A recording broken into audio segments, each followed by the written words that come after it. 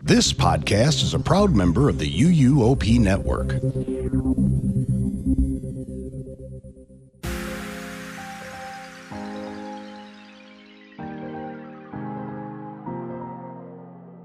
This is episode 633 of the unofficial Universal Orlando podcast for October 15th, 2024.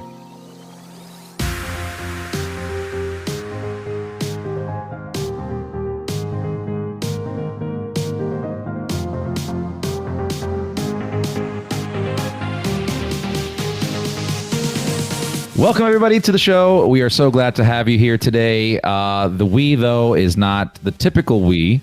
It's almost me, but aside from me, your host, Chris, I also have Lee. Hello, everyone.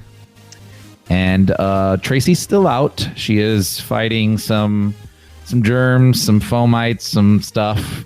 And Michelle is having the time of her life over in Orlando, so it's just going to be us two today. Are you ready for that, Lee? Everyone's going to be like, Tracy's still out. What everyone doesn't know is pulling the curtain back that we record next week's episode before this one. So, yes, technically she is still out, but just out. Yeah. I was worried because I hadn't heard from you much in the last few days. I was like, I might end up having to do this episode all on my own, which I'm not averse to. But, yeah. Well, again, for those listening, I wasn't ignoring Lee. We know. Been currently in the weeds of a newborn baby, which is a hell of a thing. And speaking of newborn babies, yes. Just a big shout out to Andy and Catherine for just having their little baby boy, yes. Andrew, right? Yes, congrats, guys. You know Tracy's going to want to be all over that baby when we're over this year, so just be prepared. Yeah. She's going to be a central. very, very busy godmother. Oh, isn't she just? We've got, you guys, Nicole, and now Andy and Catherine. There's just babies. Oh, and Kayla. So there's babies everywhere. Babies everywhere. You guys are crazy. You don't know what you're letting yourself in for. You guys should get another one. Oh, no thanks. We just got rid of ours. We had one of them home this weekend. It was quite fun. We went to see the new Transformers movie, actually. It was pretty good. Oh, nice. If anyone's on the fence, I've been hearing really good things about that. It was way better than I expected it to be. I remember seeing the trailer for it and thinking it looked horrible. See, that's what everybody's saying. Like, the trailer sells a different movie altogether. It really does, because we went to see it on Friday night, and then we actually stayed over the weekend and we watched it. We watched the trailer on Saturday, and we're like, that is a completely different movie to what I watched. It was, to be fair, I had a massive headache when we went to see it, so I was kind of a bit of a mess overall, but I did really enjoy it. If anyone's on the fence about going to see it, go to see it. And I was surprised how many grown adults were there without little kids. So there's me and our youngest, who's 20, and then there was a group, 3 guys sat next to us, all must have been like late 20s, early 30s, and then there was a group down there, and I was surprised at how many like adults were there for what is essentially a kids movie. Does it feel like a kids movie? Yes and no. There are elements of it that are, but overall, it really sets the story leading up to the war on Cybertron. It was really good. I would recommend it, definitely.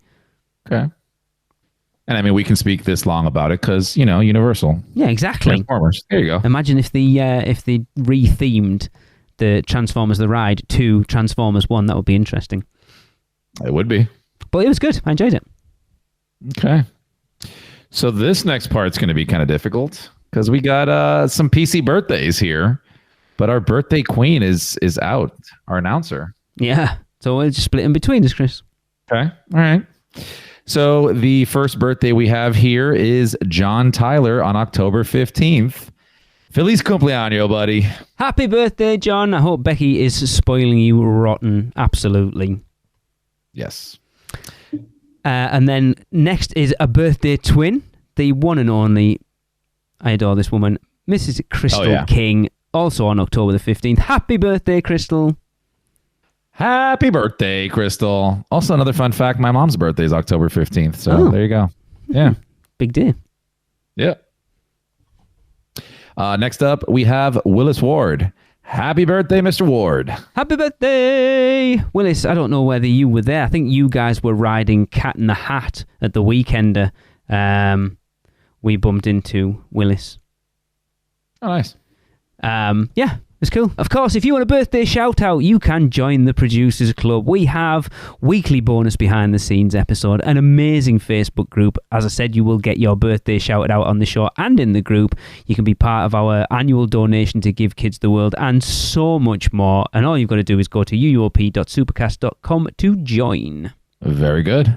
Okay, let's get into this. We're going to start off with some little things with Seth. This is Seth Kabursky, co-author of The Unofficial Guides. I was supposed to be away this week on a cruise, but thanks to Hurricane Milton, I'm here to bring you a very brief post-storm look at all the little things that are new around the Universal Orlando Resort. Obviously, Hurricane Milton was the big news this week. It caused Universal's parks to close early on Wednesday and stay shut on Thursday, but I was there bright and early for opening on Friday. And aside from some delayed openings on some of the roller coasters, Universal did a great job of getting all of the debris cleared up and getting everything operational as normal. Before we take that quick look inside the theme parks, got some updates for you from the hotels. The Royal Pacific Hotel brought back Jake's Beer Fest on October 4th. And coming up on October 18th, Portofino Bay Hotel will be having a Harbor Nights event. In City Walk, Cold Stone Creamery has brought back Black Boo Batter ice cream for the remainder of the Halloween season. And there are some refurbishment walls up next to the Shoreline Bar. We'll now head into Universal Studios Florida, where Halloween Horror Nights is about to wrap up for the year, which means you can find select Halloween Horror Nights merchandise for 30% off in the stores. That includes an adorable Lil Boo bundle for $85. If you're a Universal Orlando annual pass holder, you can also still find a Lil Boo Halloween magnet available while supplies last at the Five and Dime and the UOAP Lounge. And over in San Francisco, when Chez Alcatraz reopened, they installed a frozen drink machine. So now you can taste a frozen version of their famous Ocean Attack cocktail. Over in Islands of Adventure, in Toon Lagoon, the comic strip cafe has finally shut the freestyle machines off. That makes me think they might be getting a little closer to shutting that entire venue down for a full renovation. And if you're missing that Hello Kitty merchandise or the Hello Kitty statue wearing the 3D glasses that used to be found in Universal Studios Florida, you can now find them in the Toon Lagoon merchandise store that's right across from Comic Strip Cafe. Over in Jurassic Park, there are some refurbishment walls up around Pizza Brettatoria, but that pizza stand is still open for business. And finally, I'm not sure exactly when this happened because I don't go into the Marvel Superhero Island arcade all that often, but Dr. Doom's chair was missing from the top of the stairs near the exit from his Fearfall ride. Last but not least, keep your eyes open in the upcoming months for construction on the signage that marks the entrance to Universal Orlando. Permits have been filed to replace the current marquees with new digital ones. That's all for now. Until next time, you can find me and my books at theunofficialguides.com, where the unofficial guide to Universal Orlando 2025 is now available for order. And until the next time, I'm Seth Kabursky, keeping an eye on all those little things for you. Thank you, Seth. Yeah, I suppose we should talk about the hurricane. I hope everyone that was in its path got through it unscathed. I think there was a few deaths because of it. Chris, you probably know better than I do. I know there was on the West Coast, like where it made landfall. I don't know about Orlando because I know by the time it got over there, it thankfully died down a bunch. Yeah. Not to say that there wasn't tons of rain and wind and all that stuff, but thankfully, once these things go inland, they typically die down a bunch, and that looks like what happened here for them. Because we didn't even see a lot of damage. I know, like when we saw, what hurricane was it that did some damage at the parks, and it wasn't even that big of a hurricane. Recently, yeah, the one that like punched a hole in the side of. Oh yeah, last year, the River year before, Adventure, River yeah. Adventure. Yes, I remember. Was that Ian or was that before Ian? See, I don't remember. I don't remember the names. I'm terrible with the names. I just remember the storms. I know which one you mean. Like, yes, that one was a lesser storm on paper. and did some damage in there. So this one looked like it left, the area and parks, as unscathed as one would want from a hurricane. Yeah, it seemed to be, from what I've seen from like friends and stuff who were in that area, it just left a lot of people without power for a few days. Seemed to be the biggest thing. But I mean, the parks were, and let me tell you, I saw some pictures of how they locked down those parks for the hurricane. It's insane. Well, did you see, I saw pictures of Magic Kingdom, and Main Street was like under 2 feet of water.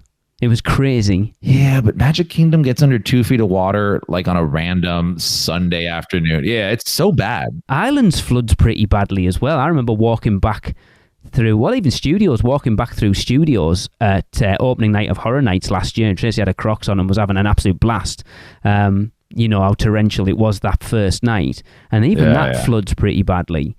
I was listening to a good friend of ours, Ian and Stuart's podcast today. I'll give them a plug, Toxic Masculinity, and they were recording on the Wednesday, I think it was either Tuesday night or the Wednesday night of the hurricane. And Ian was saying, I want to see if you know this is a thing, the Waffle House or the Waffle Index or the Waffle House Index. Yeah. He was saying basically you can judge how bad a hurricane is by whether the Waffle House is closed or not. It's true. And I'm not 100% on the whole Waffle House lore, but I know that I don't know if you've ever seen like a TikTok or an Instagram reel or YouTube video that shows how they prepare their orders, right? So they get an order in, and the way they do it is they'll put like a pack of butter, some syrup on this side, a slice of cheese over here, and they could look at that and read, oh, this is scrambled eggs with cheese, 2 pancakes, and this and that. Because apparently it's like they can take orders like if the power's out, okay, so that they can that they're made for that, like for like service, like linemen and all that kind of stuff that deal with storms. So, and they're typically open all the time. So when they're shut down, it's like a very scary thing. Also, I don't know whether you're interested. There's a couple of friends of mine, listeners of the show, and friends who work to quote them, they work in the fairgrounds because they're not allowed to talk about where they actually work. Wayne and Adam, who have their own podcast called Fish and Brits. There are a couple of Brits who have lived in Orlando. I think Adam's lived in Orlando for like 10 years now, and Wayne's been there since he was like 13. And their podcast Fish and Brits is basically about their life as ex-Brits living in Orlando. It's a really good, fun show, to be fair. They actually did a live stream podcast during the hurricane. It was quite funny. So go and check that out as well. It was interesting to sort of see people going through it at the time. I mean, neither of them were scared about it at all. And like Wayne was just like, yeah, it's a bit windy outside.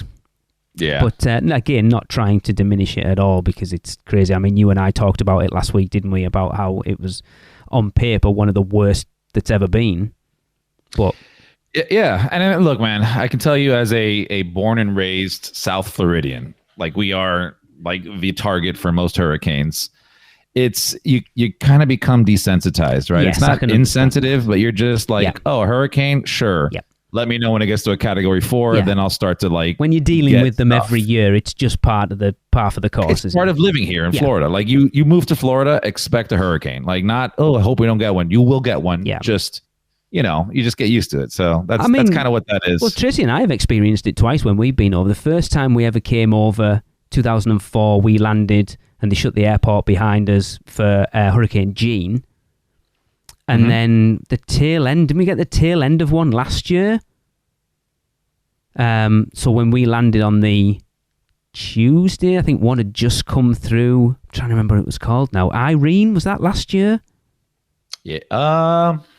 There was an Irene. Was it last year? I'm sure it was last year because the first day we had in the parks, it rained till pretty much sort of 1 o'clock because we had a lunch reservation at Mythos and we were like putting off going to the parks as long as we could.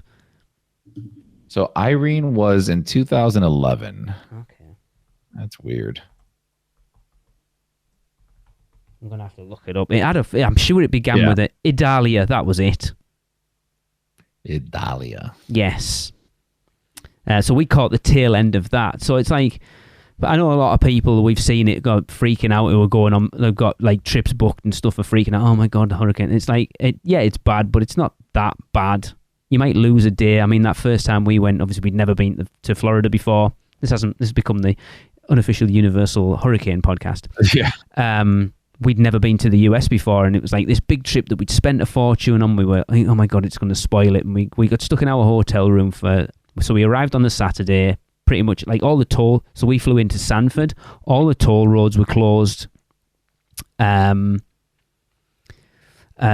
we were stuck in the hotel room the next day. Monday morning, we went out to breakfast, and it was like nothing had happened. Yeah. It was crazy. No, I mean, they're very good at dealing with them. I mean, they should be. Again, yeah. Yeah. Anyway, back onto Universal stuff. Chris, where is the Shoreline Bar? I swear to God, I was going to ask you what that was. I'm assuming it must be in City Walk. Shoreline Bar. Oh, you know what that may be? Is that like the outside bar from Margaritaville? No, that's the Lone Palm, isn't it? Or is there another one? Where the plane was. Didn't they take the plane away? No, that's the Lone Palm. That's okay. Shoreline All Bar. right, so it is. It's just one of those sort of like a little kiosk bar outside. Yes. Okay.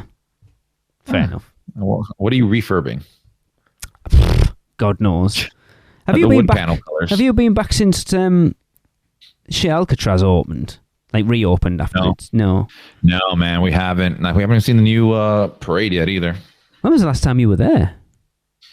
It was, I believe, the beginning of summer. Oh, you went really early on. We were going to go back, yes. And Alexa was already just not having it with the pregnancy and the heat, so that was the last one for a bit. Yeah. Well, hopefully you'll get there soon. If not, don't forget get those videos watched. Tracy and I have done 2 lots of house walkthroughs. And my list's changed quite substantially already. Okay. It's very interesting this year of talking to people about Horror Nights, because people are like, oh my God, it's one of the best years. And then there's no in between. Like, everyone's either the houses are awesome or it's just kind of this year.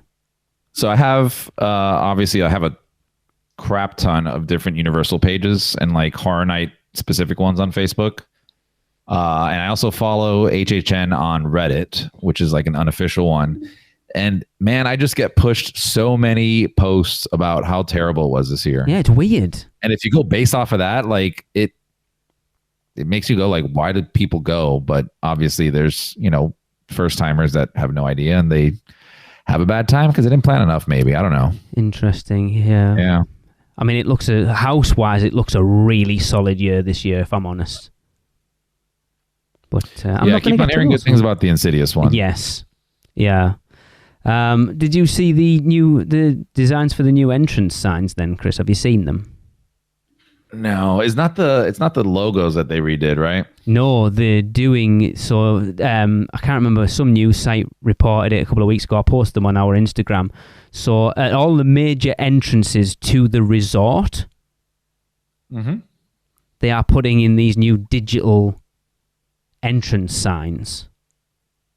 So they're like a fan kind of design where they'll have there's one with like Trolls and Kung Fu Panda, and then there's one that's like the Hagrid's, that Hagrid's background with like the trees and the castle on one side, and then there's one with like Shrek and Puss in Boots. Whether they'll change or whatever, but I like them. It's funny. People are like, and it's like they're just signs for the like. Who cares? It's just modernizing the entrance to the parks. I mean, I couldn't even tell you what the entrance signs look like, to be fair. Yeah. I'm either staying on a water taxi hotel and walking in, or if I'm on a bus, I'm not looking out the window. So yeah, but they look cool. Cool, yeah, do it. That's fine with me. Absolutely, yeah. Comic strip cafe. That's interesting. Yeah, again, we could do with some better places to eat over in that park, to be fair. So it does. I know Seth has been talking about it for a while, saying it looks like they're going to do a big refurb of it because the food at Islands is not great. No, especially not there. No. Where do you think Dr. Doom's throne went? Seems an odd thing to take. Like, why would you take it out? My only guess is that they needed a throne chair-like structure for Horror Nights. A prop, a design, or something. Yeah, but this just got taken out apparently after true. the hurricane. So unless they're prepping for, it is weird. Like just build another chair. Yeah, it's very strange. Yeah, it's weird because I know like we there wasn't a lot of news last week. Or 2 weeks ago, sorry, and there's not a lot of news this week. I'm expecting I think once Horror Nights is finished, we're going to get a glut of news because they haven't really said anything about the holidays at this point, and that starts soon. We're only like a month away from the start of the holidays. I'm expecting some Epic Universe stuff soon, like big stuff, because they're not a million miles away. We're potentially, 8 months away from that opening at this point. Did they drop all the lands? Yeah. Yeah, right? Harry Potter was the last one, no? Yeah. They've done all the Helios stuff. If you watch the podcast on YouTube, I think they did one on Helios a couple of weeks ago, which that hotel looks amazing. So good. I'm expecting a lot of stuff soon. Because it's not normally, we don't normally struggle for news. There's usually something major to talk about, and there's nothing at the moment. Yeah, we just talked about a hurricane for the past 10 minutes. That's the biggest news at the moment. So, again, not to diminish it, but it's like we're here to talk about theme parks. So, yeah. Of course. Oh, well. I think that kind of covers the little things, no? Yeah. Okay. Cool. Well, we'll move on. We've got some more Producers Club birthdays. I'll take this next one. Denise Harrison on October 20th. So happy birthday, Denise. Happy birthday, Denise. And next up, we have Thomas Bernal. And that is on October 22nd. Happy birthday, Thomas. Happy birthday. And then coming in, one of birthday twins from our very own Podkey Passport podcast, who, Chris, she actually replaced Michelle 2 weeks ago when you and Michelle weren't here. Nicole Singleton. Her birthday is on October 26th. So happy birthday, Nicole. Happy birthday. Nicole is the one when we were on our RIP tour that came out of the house opposite us, and we're like, oh my God, it's Leah Tracy and Chris from UUOP. I embarrass her all the time about that. Yeah. And rounding it off, we have Christina Solik on October 26th. Happy birthday, Christina. Happy birthday. There's a lot of birthdays in the end of October.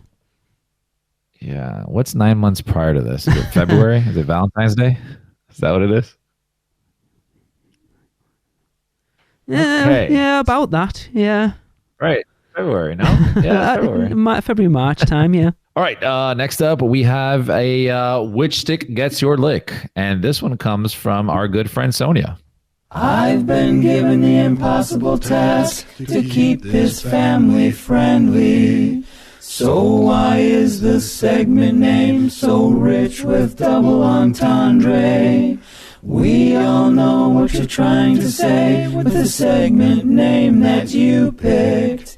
I'm not even gonna go there, so which stick gets your lick? Which stick gets your lick? Oh, hell yeah. Lick it, baby. Hi, this is Sonia. As promised, I'm back to lick some more sticks. Last time we didn't get to have very many because it was January and it was cold. So I had one, the Minion Blue Banana. This time I had the Orange Vector. I think I'm just going to give it 2.5 or 3, maybe 3. The orange flavor was just not very prominent. Mostly the flavoring was the white chocolate coating. So yeah, wasn't the best. I'll try again tomorrow with something different. Bye. Just trying to listen to the background. Where the hell do you think she was then? Because I couldn't make that out. I have no clue. Hi, this is Sonia, and I'm at HHN, and I had another Freeze Ray Pop. This time it was coconut. I'm not always a big fan of coconut, but I do like coconut cream pie and coconut cake. It tastes like coconut cream pie. It was so good, but no sand texture from like fake coconut. Anyway, I think I'm going to give it a 4. It was actually really, really good. Okay, I'll try and be back with another. Thanks. Bye. Hi, this is Sonia coming from my last night at HHN for September. I had the non-creamy blueberry lemon popsicle. And it was actually really good. It's very lemony, but it's got the sweetness of blueberry. It's very blue. It will turn your lips and tongue blue. I'm going to give it a 4. I liked it. It was very refreshing. Hopefully I'll get back tomorrow. Thanks. Bye. Hi, this is Sonia. This is my last Freeze Ray Pop for the trip. So I had mango this time. I think I'm just going to give it a 3. It had like a little bit of mango chunks in it, but the mango flavor, it wasn't quite as strong as I would have preferred. There was it was more sweet, more sugary than fruity.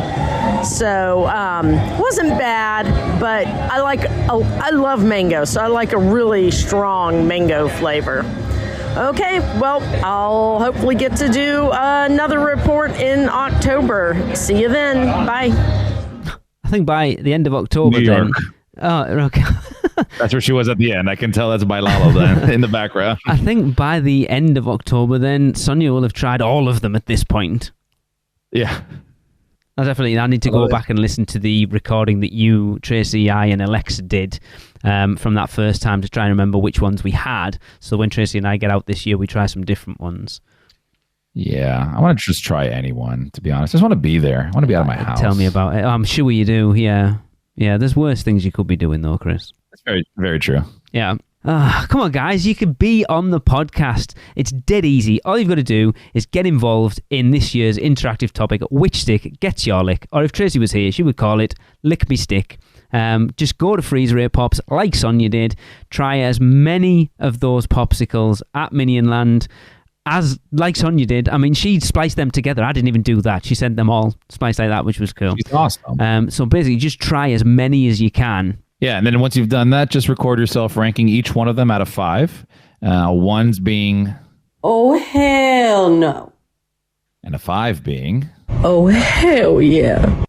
And then send us those recordings over to podcast@uuopodcast.com. And for the best recording, do it while you're at the parks like Sonia did. Yeah, so we can try and figure out where the hell you were. Because I have no idea where that first one was. I thought it sounded like the port of entry music, but it can't have been. I do like the HHN one where it's like, I think someone's being murdered in the background. They're like, yeah, this coconut cream pie is really good. Yeah. Oh, look, someone's getting the head cracked open like a coconut. Yeah.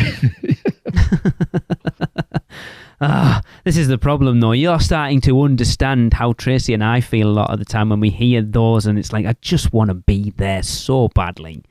Oh, I told you already that, like, you said on the podcast before, where the years you weren't going to horror nights, you just kind of, you looked into it, but you try not to like really get into it because then it hurts more when you're not there.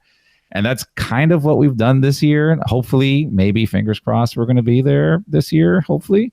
But yeah, I haven't tried to do too much into it because it already hurts not being there. I said before the event this year that I wasn't that bothered about going because last year was a bit of a mess. And it just seems like I was expecting, so putting those 2 new sprung tents up in between the parade buildings out the back where The Last of Us and Monsters Unmasked was last year, I thought that's going to make that area even worse because last year it was horrible back there. And from what I've seen, it's so much better back there now than it ever has been. It looks amazing. I know it's just, pop-up tents kind of thing, or they're permanent structures, but yeah, they still just look looks like clean. tents. It looks good. Yeah. It looks organized. It's great. They just seem to have organized the lines better because, like I say, that opening night, me, Tracy, Maddie, Kenneth, Michelle, and Lindsay queued like an hour and 20 minutes or something for The Last of Us on that raised sort of platform. And it was horrible. It was horrible. And it just seems like, I don't know whether this year's quieter. The wait times still seem to be relatively high for all the houses, but it just doesn't seem to be the mess. But anyway, that's where I was going now, because last year was so bad. I was like, do you know what? I'm going to miss not going through the houses, but the event as a whole, I'm not going to miss it this year. I'm actually not bothered that I'm not going. I'm kind of more excited to go when we are going, and I still am, because there's less pressure on coming out when we come out. But then when you start to hear like, oh, Insidious is one of the best houses ever. I mean, like I say, Tracy and we've watched multiple walkthroughs of the houses this year, and I think it's really solid.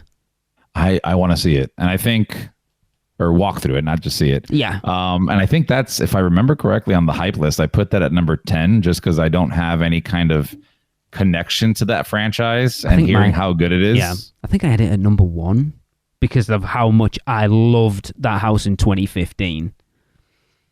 Yeah. Interesting. Okay, next up, we have another pair of birthday twins. So starting off the twins, we have Jeremy Frable on October 28th.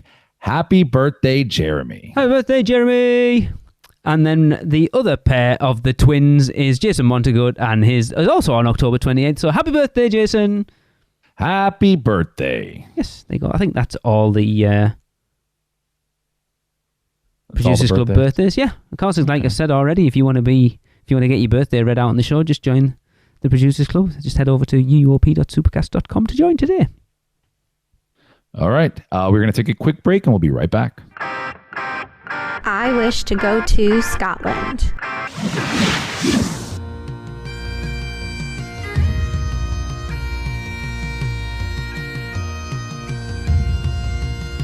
They may take our lives, but they'll never take our freedom! Where can our vacation wizards take you? Just tap the port key at portkeyvacations.com and let the magic begin. Welcome back, everyone. As it is another slow news week, we will head over to our PC submitted questions and go through a few of them. Right, so this is what we did 2 weeks ago when you weren't here, Chris, because there's no news, and we still had quite a few left over from when we asked the Producers Club to submit some questions. So I'm going to ask you to pick a number. I love these. Yes. These are great. I'm going to ask you to pick a number between 1 and I think it's 56, but 55. Sorry, but some of them I need to go in and actually doctor it and take out the ones we've already done. So you might pick a number and it might have already been answered. 39. 39. This has kind of been answered for one of them. Two of them we can answer, one we can't. So anyway, Julie Klein says, she asks, what do you think the price point of the Epic hotels will be? And we know that. We know what the price is, obviously, for Stella Nova and Terra Luna. Yes, we do. I can't actually remember what they are. Well, I can tell you, just because we kind of looked at some stuff recently, got brought to my attention. They were, for Stella Nova, when they first dropped the prices there, it was around $229 for weekend nights, and then $189 for weekday nights. And someone brought it to my attention that they just dropped Florida resident rates, and they went down a lot. Okay. So much so that we had to change and update that. The weekday nights are $115 right now. Wow. Yeah. I mean, that's endless summer level prices. Yeah, to give you an idea, like the weekday that we were, that to give the same price or the same comparison, it was $74 for endless summer. Wow. And $113 for the same day of the weekday when we were looking at it. Okay. And then the weekend, I think, was $140 around there, which is great. I think that's a fantastic price. When was that for, though, Chris? That is for opening weekend of Mardi Gras.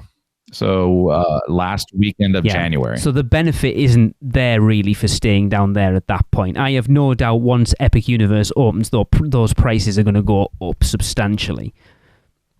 Yeah, it was just interesting to watch because this was... I told you this a long time ago.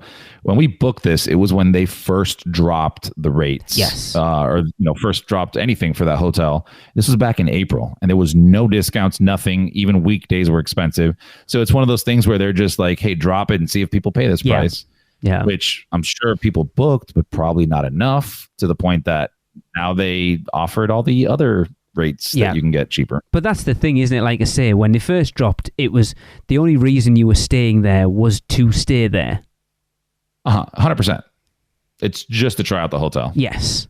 And so obviously they realised that not that many people are that interested in just staying at the hotel. And like I say, once Epic Universe opens and those hotels are obviously, other than Helios, the two closest hotels, I'm sure those prices will go back to what they initially were.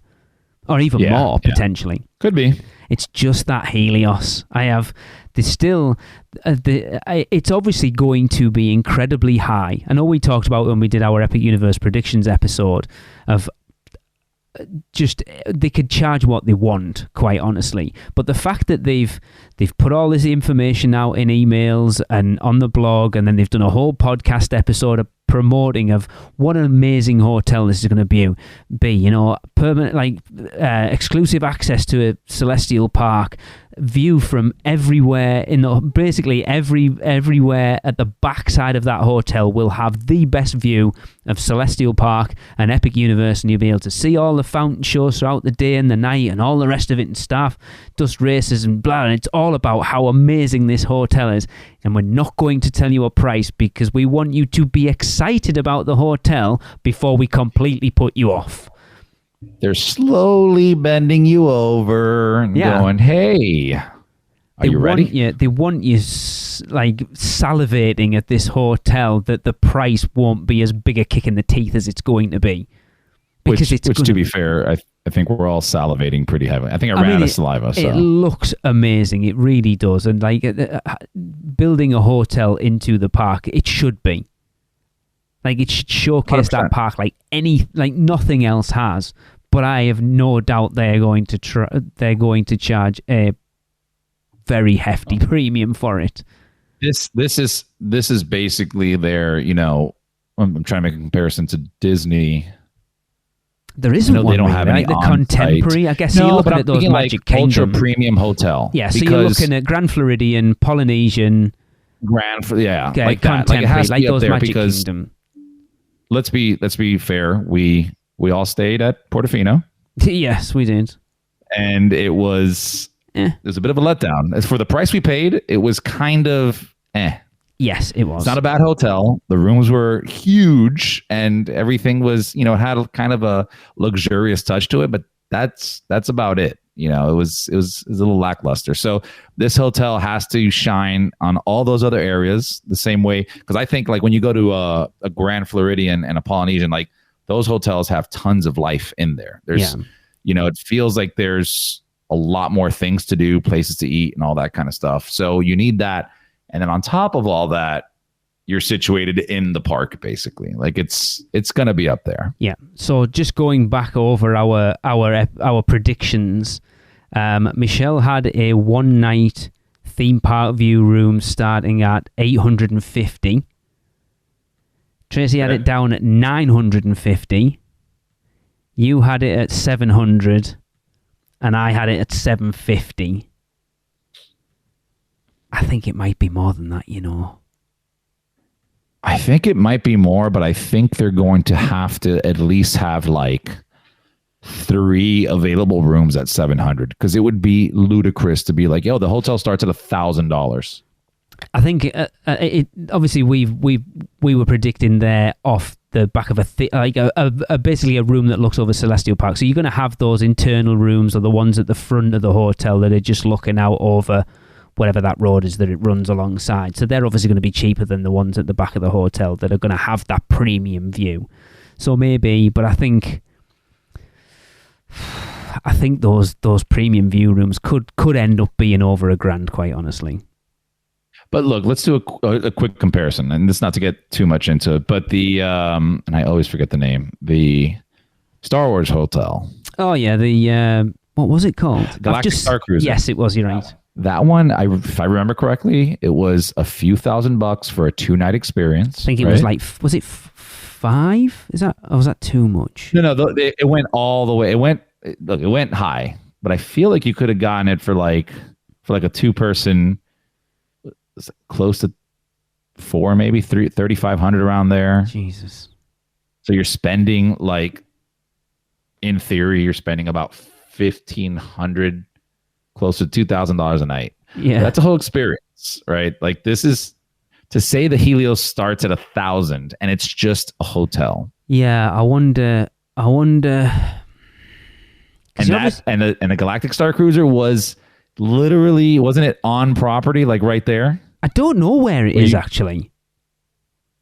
You would come in from the backside of it. Didn't it go like when out you went in, into Galaxy's Edge, or was that originally what they wanted it to? I don't think it did. I think that was the plan originally, that you would walk, like you could go from that into Galaxy's Edge, but I don't think it did. I think you had to bus from there to wherever. Anyway, that's a completely different thing, to be fair. Like, that's on a whole new level. That would be the Hogwarts I was just hotel. but I was looking at the price, right? Yes. The price you're paying for that. It's just, for Yeah, I me, see it's what a you're saying. difficult pill to swallow, $1,000 for a hotel. It will be. I'm not saying it will not. No. I'm just saying, for me, Chris, that's expensive. That's But a lot again, of money. Like, so this is a very different. So me, you, and Tracy will have a very different conversation over this than Michelle would if she was here, because Michelle is a 1%er, and she pays that premium for, because she uses her hotel for a start. We don't. True. This is very true. Yeah. So that's why Michelle, so like going to Portofino, Michelle enjoys Portofino much more than we do, because we're not spending a lot of time in the hotel. But she'll also go with, there'll be her and Chrissa and Audrey. So having that huge bathroom with 3 girls, that one could be having a one could be in the shower, and one could be brushing the teeth. At the same time, Yeah. Me and Tracy rattling around in this massive bathroom that just makes me... I have this weird thing. If I'm sat on the toilet in a room that's too big, it just makes me feel uncomfortable. Oh, yeah. You want to feel cozy. Yeah, it's weird.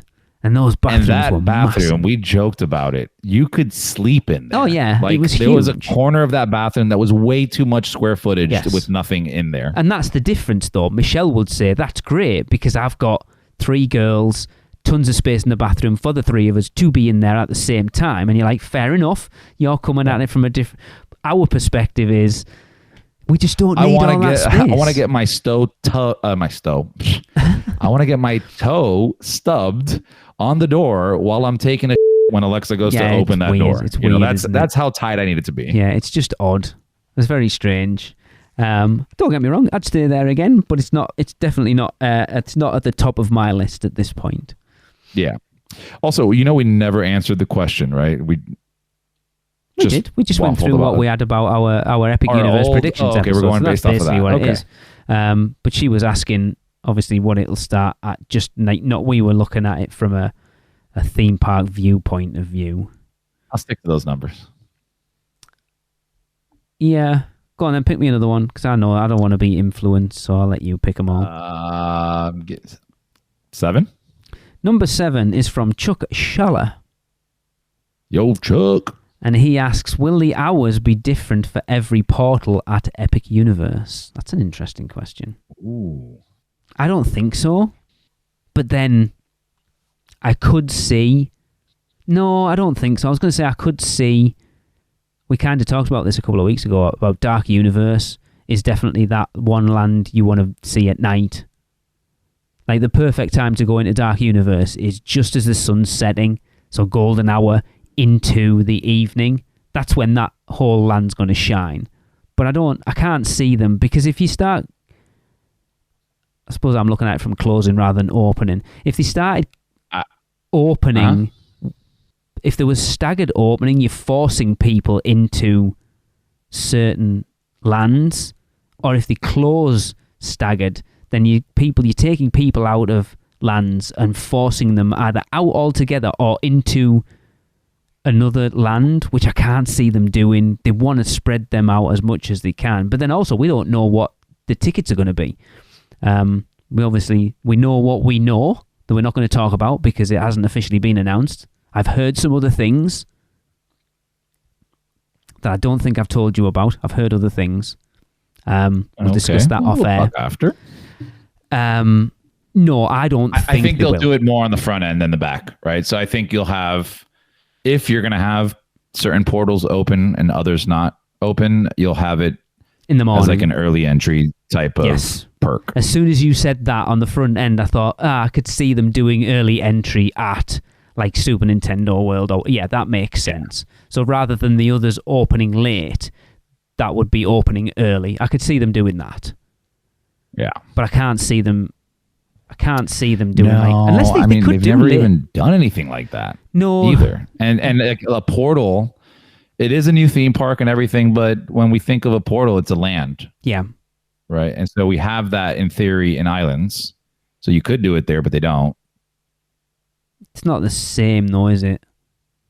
I suppose the closest they do it currently is opening one of the parks, like for early park admission. That's effectively, but that's one park, isn't it? But then it's only certain areas in that one park, isn't it? Yeah, I guess it's cool with the portals if it's the way I think it is, where like right now, if you had islands and you closed off, Seuss is closed and Kong is closed, right?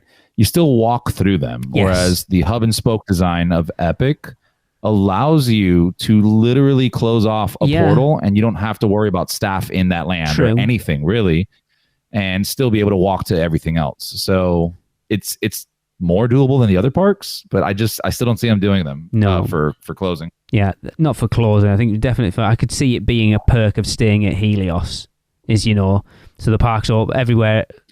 Celestial Park opens at 9, all the portals open at 9, but if you're staying at Helios, you can get access to the Wizarding World of Harry Potter, Ministry of Magic at like 8. Yeah, especially at those prices, I better have entrance to like the Galactic Star Cruiser as well. Like just everything. Yeah.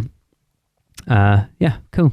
Another one, Chris? Sure. Let's do 10. Number 10. Oh, we're sticking close. Number 10 comes from Michelle herself. Yes, Portofino still has available rooms. Next. She'd know better than you at that point, to be fair. She asked, do you think Islands of Adventure will re-theme the river adventure to the Universal Studios Hollywood's Jurassic World? I do. Yes.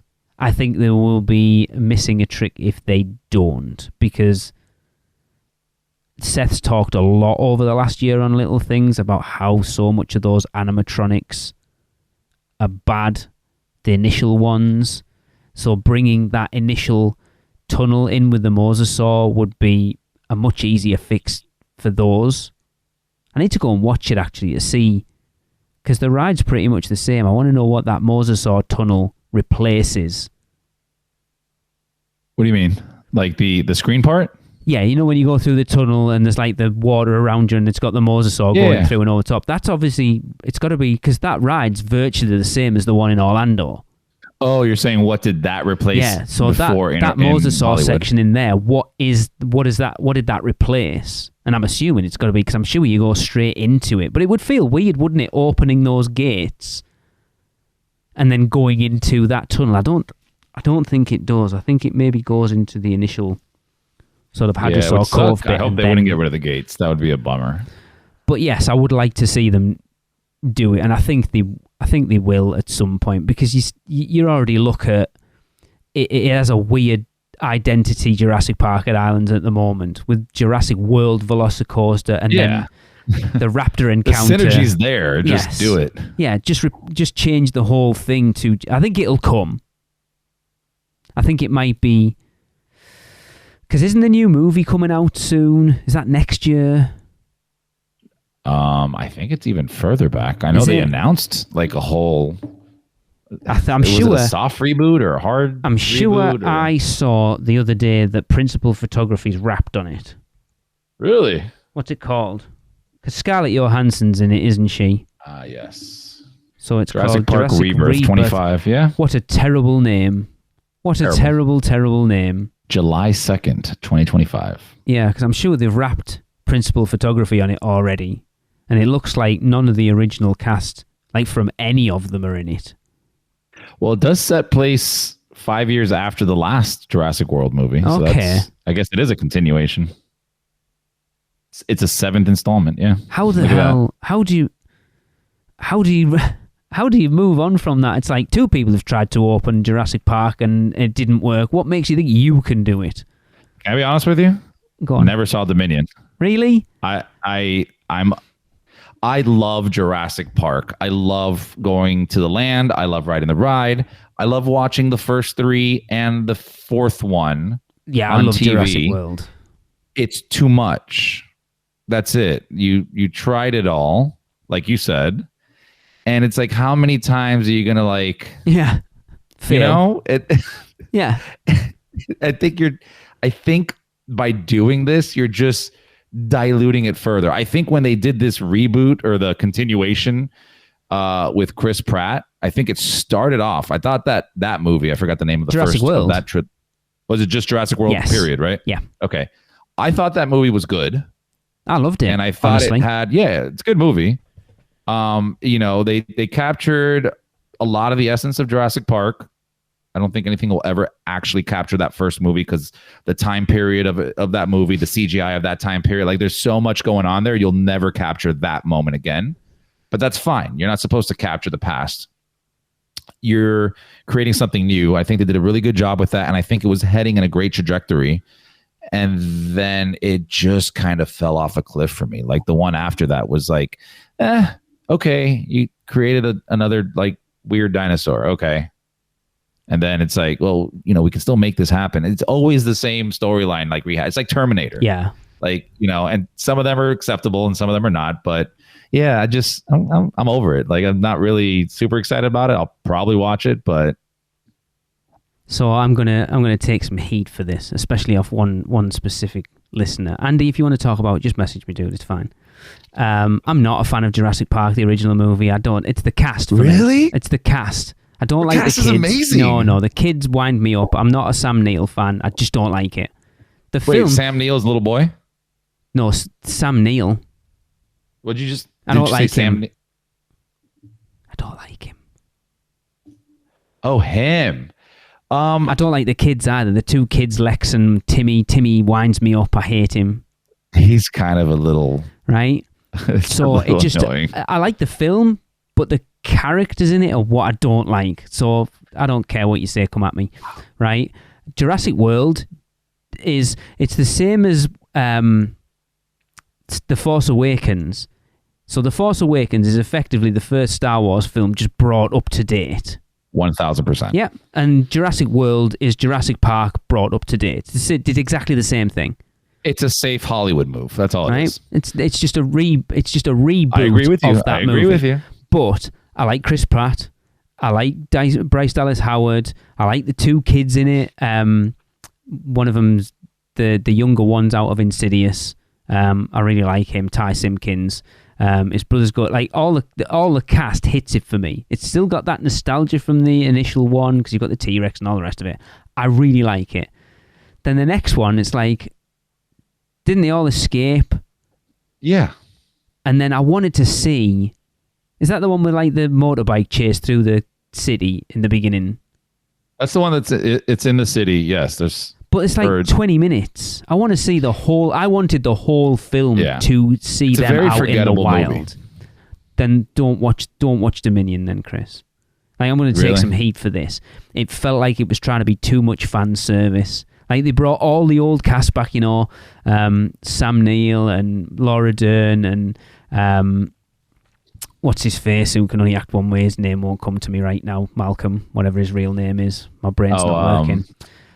Jeff Goldblum. Yeah, and it was to be fair, the kid, the clone, she annoyed me even more so in the last one. Like plummy British accent, just it's not a good actor. Okay. It wasn't good. It felt really forced. I didn't enjoy it at all. Okay, I haven't seen it, but I'll agree with you on that because, like I said, I haven't seen it because I was like already done with it. Yeah, I'm gonna say this. I'm not coming after you. You are allowed to say whatever you want to say. I am saying this for everybody listening to you right now that is screaming back to wherever you listen to us from. Okay. Okay. I highly have to disagree with you on the first movie. In fact, I think the cast half made that movie. Like, I love them, except the kids. The kids are super annoying. Aside from them, I thought the cast was amazing. Everybody. There was nothing. There's cheesiness in there that I think was intentional. It's one of those like adventure movies, and I thought they did it really well. So you're the first person I've ever heard say that the cast was not great. But that's okay. You're entitled to that opinion. It's who you like and who you don't like, and I don't like most of. I mean, Sam Jackson's awesome in it because he's awesome in everything he's in. Yeah. And to be fair, Nedry's annoying, but he's good at that part. Yeah. I just had to defend everybody that's yelling at you. I don't care. Everyone. I'll probably take a lot of flack for this. I don't care. If anyone knows me, that's my opinion, and I don't give a shit what anyone else thinks. Text Lee at 30521. Just email us. Text me. I'll give you. No, I was going to give everyone my personal email. I won't there. Just DM me. I don't care. I'll have a conversation about it. But yes, that is a hot take, man. That is wow. Okay. I think it would be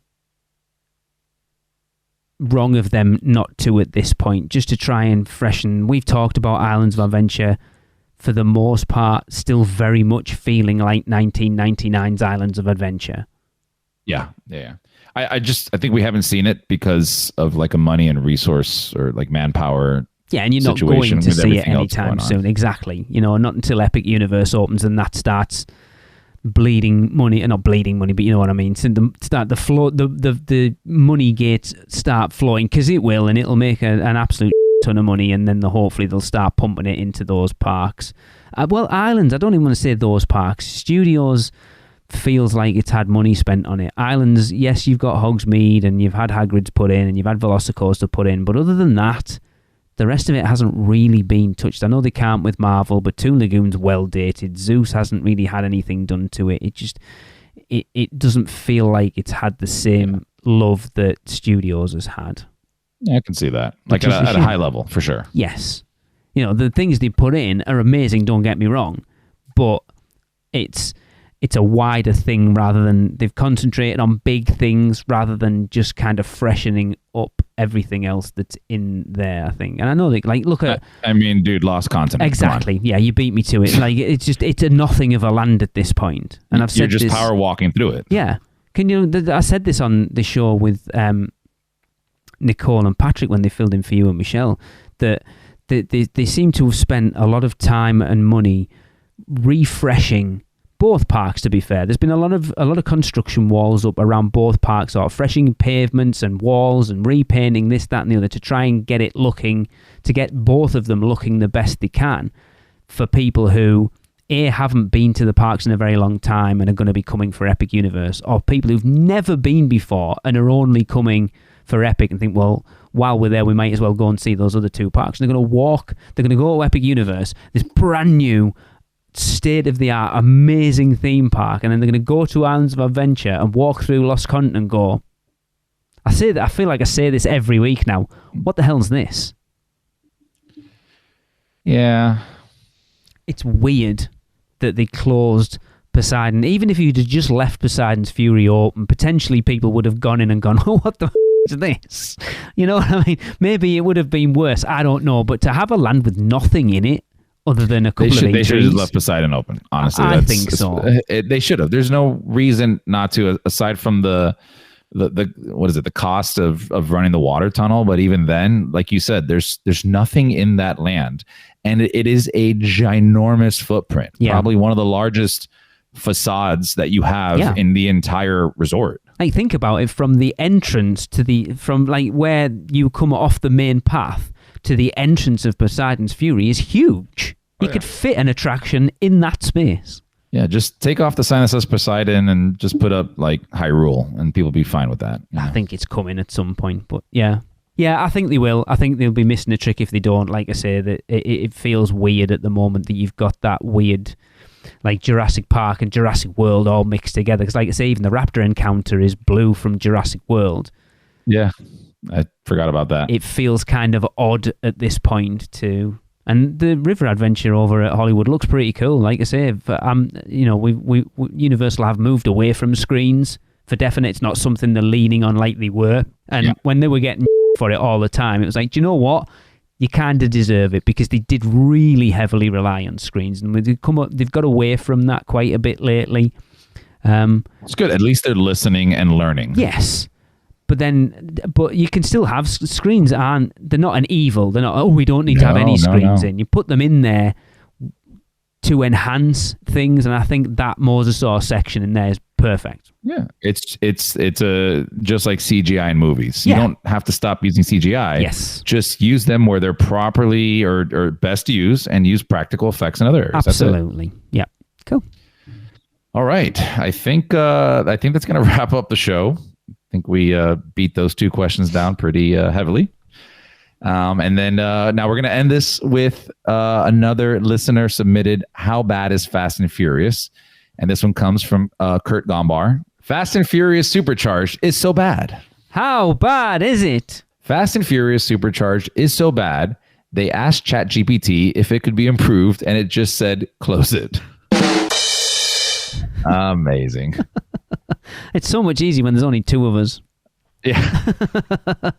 The editing is just way easier. Yes. Not having to splice everyone because it's Michelle. Michelle's always like way behind you, and it's anyway. Yes. Cool. Yeah. We need some more desperately because I think Kurt sent another 3 in, and then we haven't got any after that. I don't think. Okay. Well, please send us your How Bad is Fast and Furious Supercharged jokes along with which stick gets your lick recordings to podcast@uuopodcast.com. And we're only a few weeks away from the end of Halloween Horror Nights, so please get your HHN 33 house rankings in, ranking the Orlando houses 10-1. And those can also be sent to podcast@uuopodcast.com. Also, you can join the Producers Club by going to uuop.supercast.com. Yes, you can. Yes, go do it. It's not a cult, I promise you. I can't make that promise, actually. No. All right. Until next time. Talk to you then. Are you insane? Get out of here. The curse, it's real. The podcast is over. So, the Magi want you to check us out on Facebook, Instagram, X, YouTube, TikTok, and Pinterest. Just search UUO Podcast. For all the podcast news and articles, check out our blog at uuopodcast.com. Contact us by emailing us at podcast@uuopodcast.com. And if you want to join the Producers Club, email us at uuopproducers@gmail.com. Silence! With your subscriptions, we shall rule for all eternity. Listen and subscribe to the podcast on Apple Podcasts, Spotify, Google Podcasts, and everywhere else podcasts are found. Not even the Magi can save you now. There is no escape. Your end shall be my beginning. Prepare yourself for your next trip by emailing Michelle at portkeyvacations.com.